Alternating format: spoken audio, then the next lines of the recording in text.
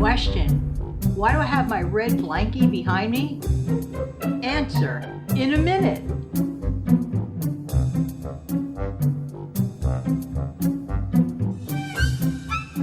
Hi, this is Jan from New York City, and my channel name is Jan from New York City Saves Money. How's everybody doing today? Hey, happy November, November 1st. The reason I put the red behind me was because it reminds me so much of Christmas. I love this blanket. I love to wrap myself around it. You've seen me in it probably 1,000 times.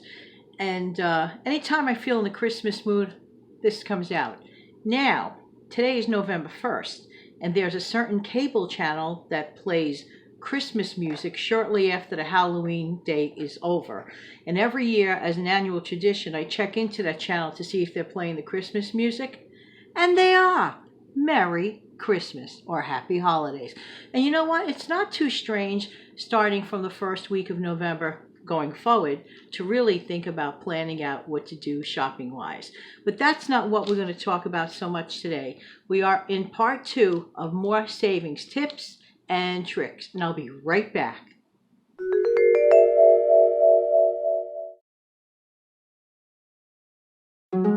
Hey, good morning, and thank you so much for coming back. So I have a few more tips and tricks up my sleeve you may want to take note of, especially at this point in the game. Saving money is even a little bit more important with the impending holidays right upon us. Now this may sound crazy, but if you slow down the use of some of your everyday household items, that delays the time that you need to buy some more. Thus, you get to use that money for other things. Even if you do these tricks temporarily, it's a quick fix. It's a budget stretcher. For example, cutting open the bottom of soap bottles to get every drop out. You know, it just ticks me off. We spend good money on things, and many times those things land in the garbage. And it's not fair. It's stuff we paid for. Ever notice how that like this much of toothpaste should still be on the bottom and just for whatever reason doesn't like to come back up? But I know a neat trick for that. You take a pencil. I know. You go to the bottom of the toothpaste. You roll it up, scroll it up, and it will push up the remainder of the toothpaste.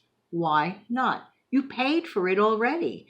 And that goes ditto for things with like shampoo in it or dish liquid. I never, ever just throw away any sort of dish liquid bottle with any residue on the bottom. I make darn tootin' sure that I actually dilute it. In fact, I prefer to work with a somewhat diluted dish liquid detergent because the more you use it, the more you have to rinse.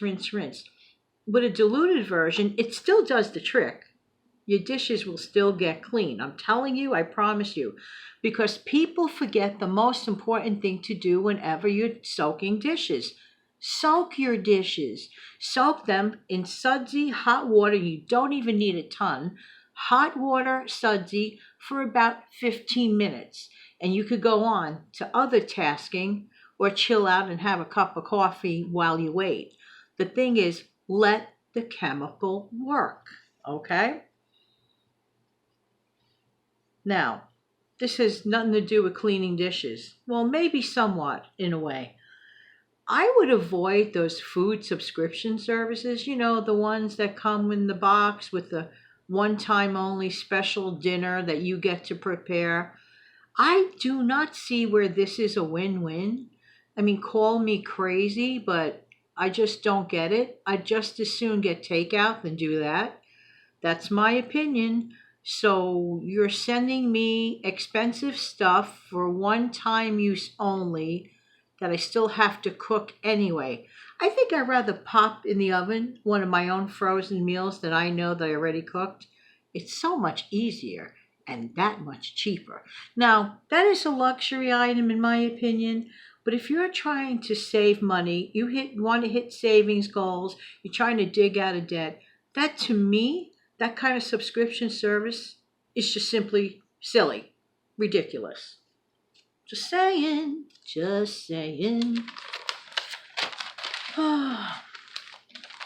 When are we ever going to learn the difference between a treat and a habit? Some people feel, well, I want to get that special designer ice cream that costs triple the regular price of regular good old ice cream at the supermarket. And it's totally fine to have a treat. And a treat is a designated item for a special time, a special occasion. That is a treat. But if you do it every day, that's not a treat, that's a habit. And it can be a costly habit every single time.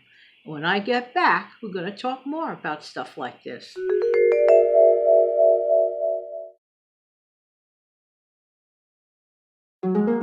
Okay, so I came across a really nifty trick when it comes to your laundry, which has nothing to do with eating a frittata.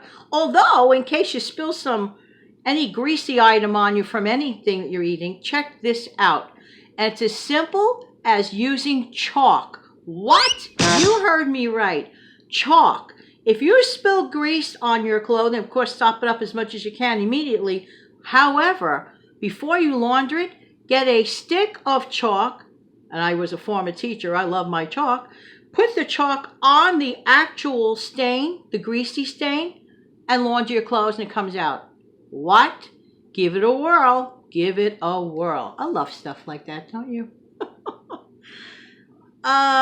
Okay, and talk about time management real quickly. Use the little bit of crumbs of time, the tidbits that you have doing other small tasks. For example, if you're stuck waiting for that habitually late friend or relative, you have an appointment and they're forever late, that's a perfect time to maybe consider going to your running grocery list, which you should record on your phone as you go along. Yes. So you could catch up on updating your grocery list. You could catch up on a quick phone call. Don't waste a minute whenever possible. And by the way, getting all of those little tidbit things done when you can gives you more time for quitting time. Quitting time, yes. Everybody else has a quitting time that goes to an outside office, if you will. Let's say a 9 to 5er. They know that at 5 o'clock, quitting time, bye-bye. Why don't stay-at-home moms ever give themselves quitting time? No, you need to declare a quitting time, a designated time of the day. Lights out, vamos, I'm taking a break, I'm done for the day. These are the things that preserve your sanity. You can't help others unless you take good care of you. Yes, give yourself a designated quitting time. You'll thank me for it. And when it comes to all-purpose cleaners, we discussed this yesterday. Okay, use vinegar, dilute it with water, maybe a pinch of dish soap on some instances, and you will have saved a bunch of money. So there you go, there you go, there you go. And another thing, before I forget, don't forget, give your slow cooker a workout. And it's not only a time saver, but don't forget this, it's a one-pot meal. You are reducing pots, pans, utensils. I'm sorry. I much rather just chop, drop, and roll. So if you could do that at least once a week, you will probably have avoided getting takeout for those tiring nights when you get back. And when I come back, I'm going to give you that frittata recipe. So go grab a pen and pause this video. Be right back.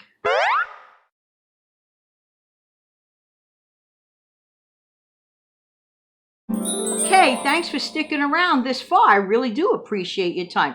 This is so easy. Assemble it. You could use leftovers. You could get creative.